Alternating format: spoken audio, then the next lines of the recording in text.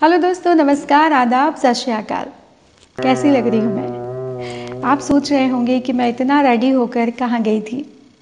दरअसल दोस्तों, आज मैं एक लेडीज़ संगीत की एंकरिंग करने गई थी और जब मैंने आज वो एंकरिंग की तो मैंने ये महसूस किया कि लेडीज़ संगीत की एंकरिंग में कुछ ऐसी बातें हैं जो हमें ध्यान रखनी चाहिए, जो कि बाकी एंकरिंग से थोड़ी सी अलग होती है।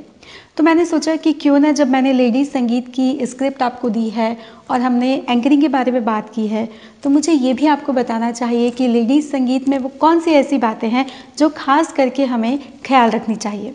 तो आज का मेरा वीडियो इसी विषय पर है, तो चलिए शुरू करते हैं आज का वीडियो।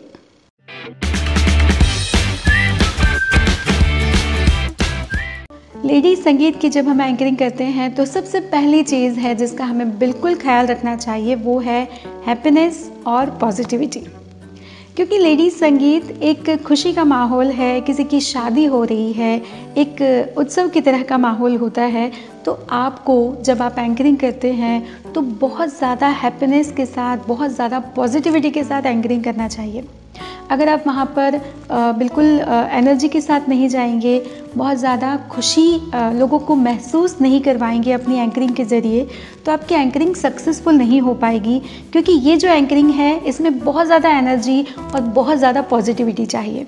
तो जब आप एंकरिंग करते हैं तो ये बिल्कुल याद रखिए कि आपको बहुत ज़्यादा खुशी महसूस करवाना है लोगों को, और उसके लिए आपको भी बहुत ज़्यादा खुश रहने की ज़रूरत है।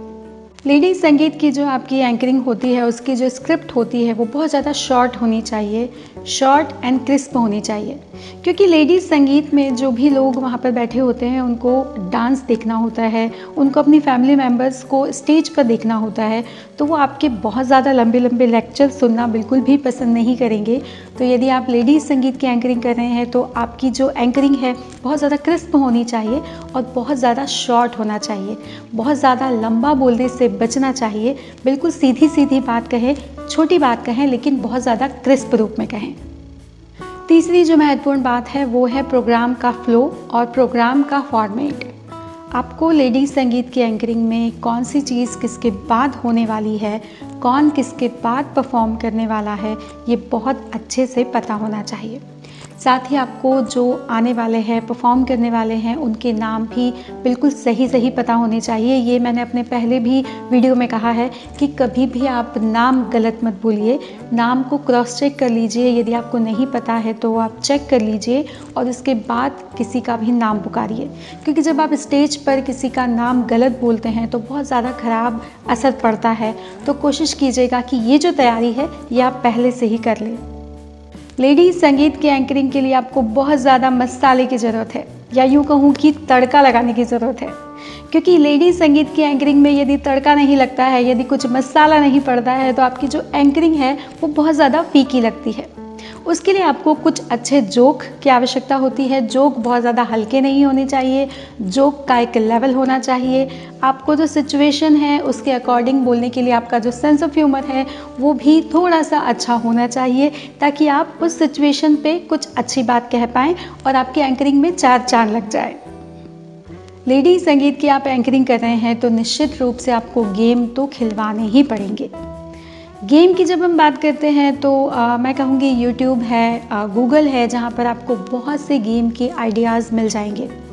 लेकिन मेरा ये सजेशन है कि जब आप गूगल या यूट्यूब से गेम को निकालते हैं तो आप उस गेम को एज इट इज़ मत खिलवाइए। आप उस गेम में कुछ अपनी क्रिएटिविटी डालिए, कुछ अपना दिमाग लगाइए कि इसमें और क्या नया हो सकता है और क्या ज़्यादा इंटरेस्टिंग हो सकता है। तो जब आप उस तरीके से गेम को खिलवाते हैं तो और भी ज़्यादा मज़ा आएगा, क्योंकि वो जो गेम है वो फिर आपका अपना गेम होगा। इसकी प्लानिंग, तैयारी पहले से कर लीजिए कि कौन सा गेम कितने लोग खेलेंगे, उसको किस तरीके से खेला जाएगा। प्रैक्टिकली उसको आप करके देखिए कि कैसे वो गेम निकल कर आएगा, तो वो चीज़ें बहुत ज़्यादा अच्छी हो जाती है। लेडीज़ संगीत की एंकरिंग में आपने जैसा फ्लो सोचा होता है, ज़्यादातर केसेस में ये होता है कि प्रैक्टिकली वैसा नहीं होता। जो परफॉर्मेंस होने वाले होते हैं वो उस समय नहीं होते, कुछ चेंजेस आ जाते हैं, जिसकी वजह से जो सिचुएशन आप क्रिएट करना चाहते हैं वो सिचुएशन नहीं बनती है। तो हमेशा आपको अपनी इंटेलिजेंस दिखानी होती है। कई बार सिचुएशन के अकॉर्डिंग अपने प्लान में चेंज करना होता है, तो हमेशा प्लान बी को तैयार रखना चाहिए। ये मैंने पहले भी कहा है कि जो एंकरिंग होती है, खास करके लेडीज़ संगीत की एंकरिंग, उसमें बहुत सारे बदलाव लास्ट मोमेंट पे आते हैं, जिसके लिए आपको खुद को बिल्कुल तैयार रखना चाहिए और ये कोशिश करनी चाहिए कि आप अपनी बुद्धि का इस्तेमाल करके उस प्रोग्राम को और भी ज़्यादा खूबसूरत बनाएं और उसको बिगड़ने से बिल्कुल बचाएं। लेडी संगीत यानी कि बहुत सारे गेस्ट। अब जो गेस्ट होते हैं उसमें कई तरह के लोग होते हैं। जब आप लेडी संगीत की एंकरिंग करते हैं तो हो सकता है कि आपके कुछ ख़राब एक्सपीरियंस भी हो जाएं, हो सकता है कि कुछ लोग आपसे रूडली बात कर लें, लेकिन आपको ऐसे में बिल्कुल शांत रहना है, खुद को एकदम कूल रखना है। कोई भी आपसे कुछ भी कहे, लेकिन आपको ये सोचना है कि आज के दिन दो लोग नई ज़िंदगी की शुरुआत कर रहे हैं, खुशी का माहौल है, जश्न का माहौल है, दो परिवारों की इमेज का सवाल है और वो सारी चीज़ें आपके हाथ में हैं। तो आपको बिल्कुल दिमाग को शांत रखना चाहिए और प्रोग्राम को सक्सेसफुल बनाने का भरपूर प्रयास करना चाहिए।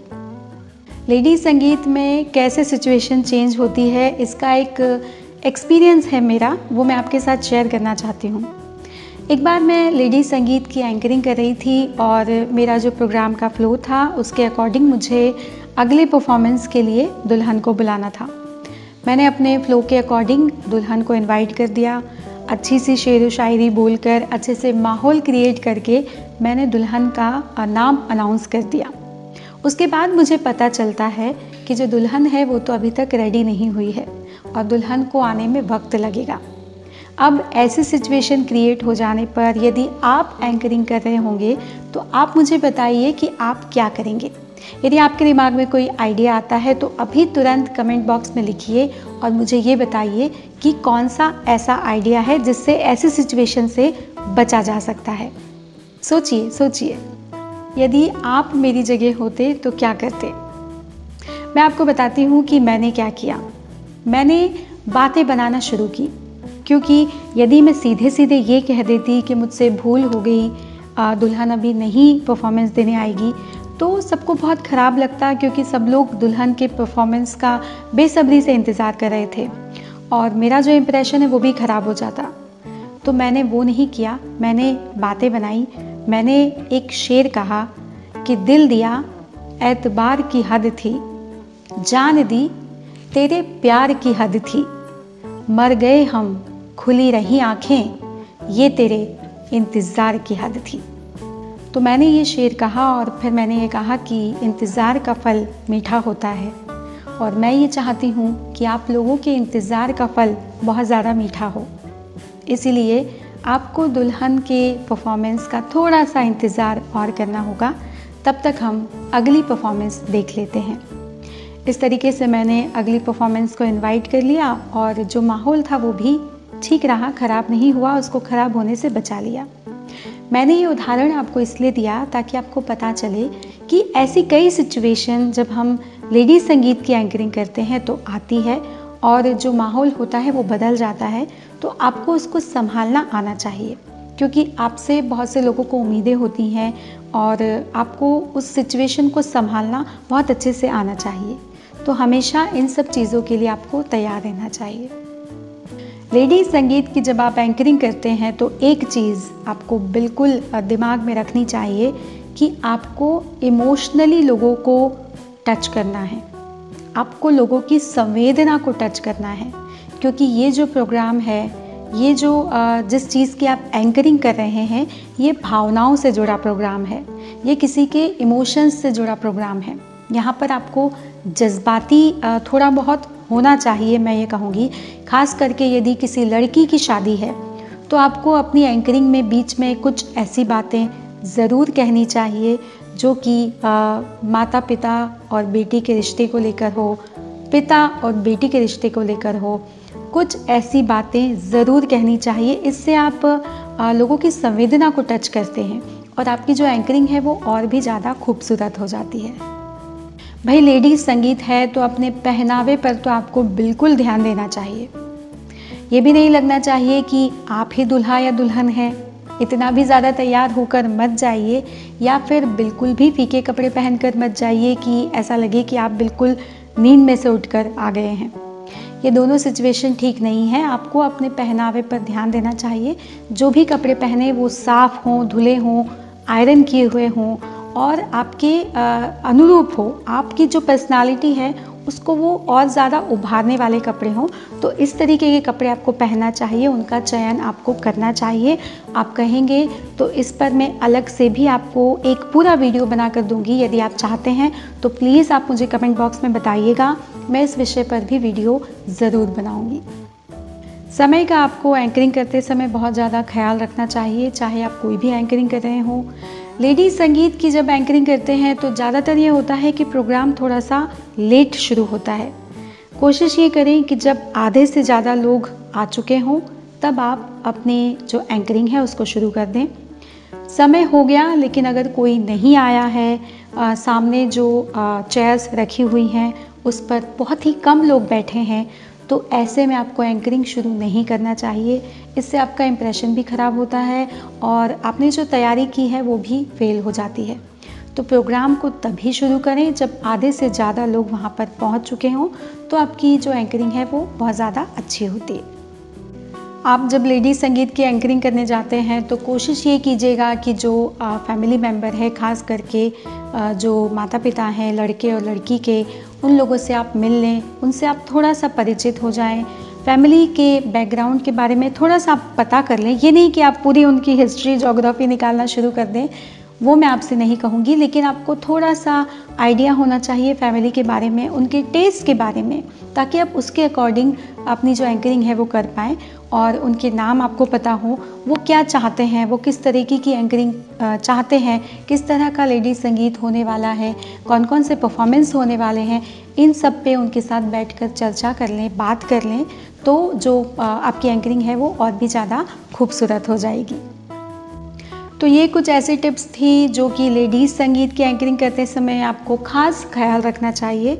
इन टिप्स को यदि आप अपनाएंगे, इन बातों का यदि आप ख्याल रखेंगे, तो आपकी जो लेडीज़ संगीत की एंकरिंग है वो बहुत ज़्यादा खूबसूरत होगी और लोग आपको याद रखेंगे और बार बार आपको एंकरिंग करने के लिए बुलाते रहेंगे। तो दोस्तों, उम्मीद करती हूँ कि मेरा आज का वीडियो आपके लिए उपयोगी साबित हुआ होगा और मेरी टिप्स को अपनाकर आप अपनी एंकरिंग में 4 चाँद लगा देंगे। दोस्तों, यदि आपके कोई सुझाव हैं तो आप मुझे ज़रूर दीजिएगा, मुझे बहुत अच्छा लगेगा। और यदि आपके कोई कमेंट्स हैं, कुछ आप बदलाव चाहते हैं, कुछ सवाल पूछना चाहते हैं, तो वो भी आप मुझे मेल करके या फिर कमेंट बॉक्स में बता सकते हैं। मेरा जो मेल आईडी है वो आपको डिस्क्रिप्शन बॉक्स में मिल जाएगा। तो अगले किसी नए वीडियो में, अगले किसी नए विषय के साथ आपसे बहुत जल्द फिर मुलाकात होगी। तब तक आप अपना और अपनों का ख्याल रखिए। धन्यवाद दोस्तों।